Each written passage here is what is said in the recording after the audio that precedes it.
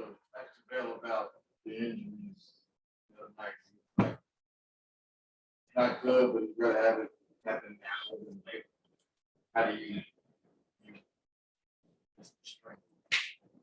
Gotcha. I don't have a view on it at all. It's just part of the game.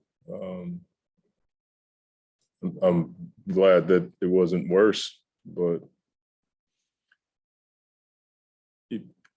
watching games in my office, and before the game starts, they show the injury report, and it's like a bunch of guys on it. So it's just part of the game.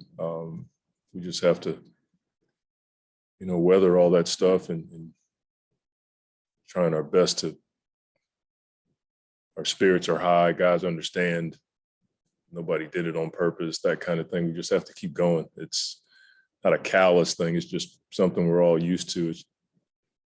I've been in the league a few years, man. I don't think I've ever gotten through a year injury free. So it's unfortunate, but we'll be okay.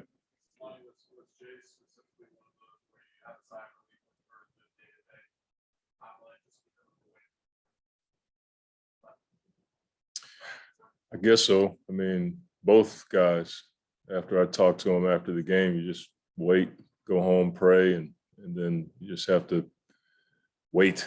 And once I got the reports back,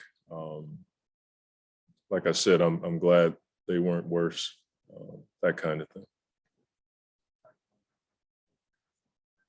Yeah. Mm-hmm. Ready now and building.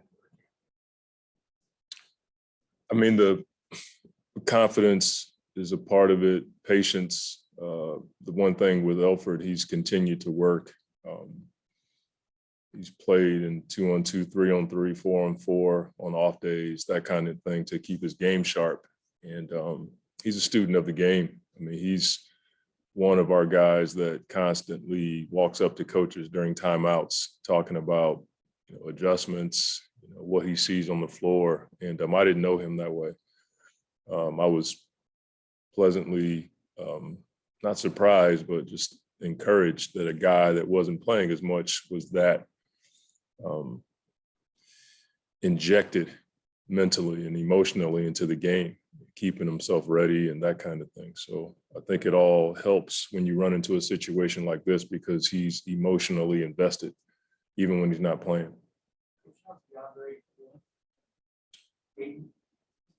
He's okay. He's day to day. We're just same as Jay. So we'll just have to wait and see. He's missed a number of games this year just for various reasons. Sure. What's happened? I can't answer that. It's part of the game. Like I said previously, I mean, injuries happen.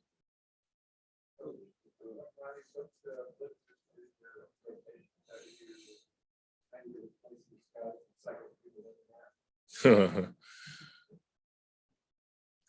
mean, even if you guys been around me long enough, I wouldn't share that right now, but exactly. I'm sure.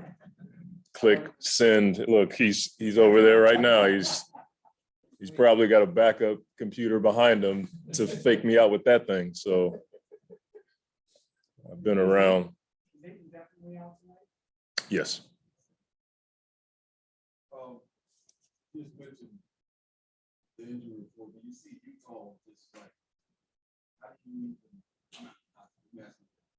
I feel like I'm in court. I guess the way I want to get at it is that when you look at it, you're like, because this was a game that you really measure yourself, and you're not going to see their fullness, but in a couple of days. But I still think you do measure yourself, because you want to play to a certain standard no matter who you're playing against. I think that gets lost in the NBA when teams are missing guys. You want to see your system. You want to see a style of play no matter what the situation. I think that's what good teams do. And yeah, I mean, you'd love to be able to, play against the best teams at full strength. It's good for the league. But as a coach, I'm like, Okay, I can't worry about that because that kind of stuff happens in the playoffs, and we dealt with that last year. We were missing Chris, Campaign. There's a few games where Book shouldn't have played, but we still saw a style of play, an identity. And for me, like, that's just as important as, you know, measuring yourself at full strength. Okay, I can't do that. So what else can we look for? We want to get the win, number one, and we also want to see Suns basketball on the floor for 48 minutes. And so we talked about that this morning.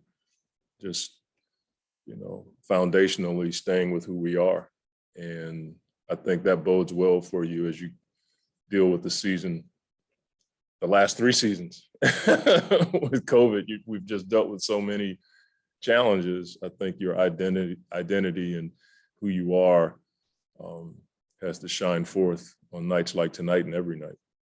Monty, is there anything different between this year's team culturally or team-wise that's different than last year's? Seen improvements or changes between last year? No, that's a deep question, but I'm just curious. I know, and you're asking me, like, it's. But is there anything superficially that hits you that just says this group seems unique? Just the continuity. This group knows what to expect. I find myself talking and I can hear guys finishing my sentences. It's probably their way of telling me to shut up, but at least they kind of know what to expect from day to day. And so I find myself changing things up to not allow for monotony and boredom to kick in, because it is a long season. In the confidence of our young players, you know, they're not young anymore. They're developed NBA players now. Cam, Johnson, Mikal, guys I've been with from the jump.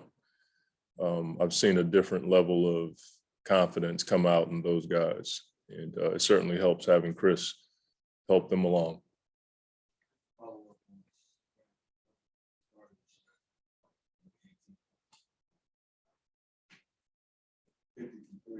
Actually got earlier today, he was like, you can get into the numbers, but he was playing. As a starter, it's in that you're like, wow, day, no one day out, Cam can really come in and produce in that role. I guess feeling it. I mean, I've said it for a while. We view Cam as a starter. It certainly is. I hate using the word luxury because it sounds weird, but I mean, to have a guy like that who can play in both spots, the 3 and the 4, with his skill set is, I think it puts stress on the guy behind him. You know, we're going to rely on Ish and at times Jalen to play some of those 4 minutes. That's where you start to see like what guys can do. When you lose guys, the pecking order shifts a bit and guys start to move up in their role capacity. But Cam is a guy that, you know, we certainly view as a high level player, and you know, he could start on most teams in the NBA. Yeah.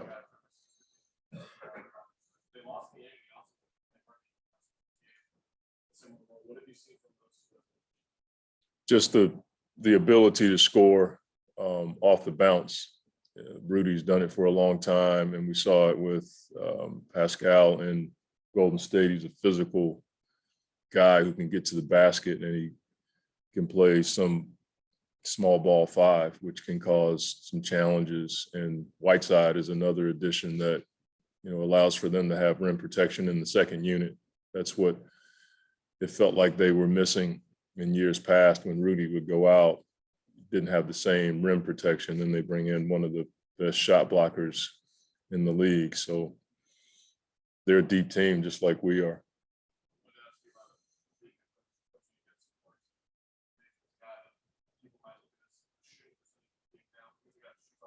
Yeah. I mean, he's one of the rare guys that can do both. You know, he can shoot in catch shot environments, but he can also put it down. And, you know, you see it mostly when he's dangerous is at the end of the clock. You know he's going to shoot it, and yet he has the athleticism and the wiggle to get to his spots. We just try to put, as many guys with length on him that can stay with him because he can move without the ball as well. So he's sixth man of the year. Those guys do it every night. And, from the time they got him from Cleveland, he's been ripping people apart. So we know there's some challenges there.